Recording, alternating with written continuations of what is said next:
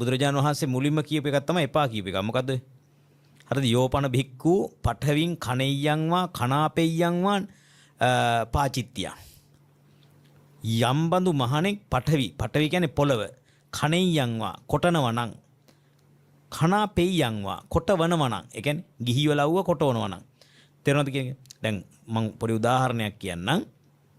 දැන් මම ඉන්න අචල ශ්‍රද්ධාරාමේ පහුගිය දවස්වල ඩෝසරයක් ඇවිල්ලා මේ පොළව හදනවා. දැන් මට ඕන මෙන්න මෙතන කාණුවක් කපා ගන්න කියලා කියන්න ඕන. මෙතන හාරන්න කියලා. හැබැයි කියන්න බෑ. ඇයි බැරි? කණාපෙය්‍යං කියන්නේ කොටවන්න බෑ. පොළව හාරවන්න බෑ. තේරෙනවද කියන්නේ? හරිද? එතකොට මොකද්ද කරන්නේ? එතකොට උපක්‍රමශීලී වෙන්න ඕන. උපක්‍රමශීලී වෙන්න ඕන කොහොමද? මේ හරියේ මෙච්චර උස වැඩි. ඊට පස්සේ අර මිනිස්සුන් කපන්නද හාමුදුරනේ? මන් දන්නේ. මට ඒවට උත්තර දෙන්න බෑ. ඒතර අන්න ඒ වගේ. තේරෙනවද කියන එක?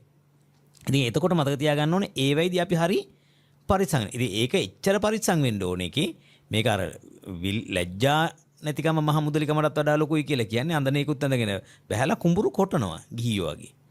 හරිද? දසධම්ම සූත්‍රයේදීම අපිට කියනවා මොකද්ද? අඤ්ඤෝ මේ ආකප්පෝ කරණීයෝති පබ්බජිතේන අබින්නම් පච්ච වෙක්කිතබ්බා. ගිහියන්ගේ ආකල්ප දරන්න එපා. ගිහි වැඩ කරන්න එපා. හරි. දැන් ඔන්න එතනින් අපි යමු මොකද්ද? වරද්දගත්ත කාරණාව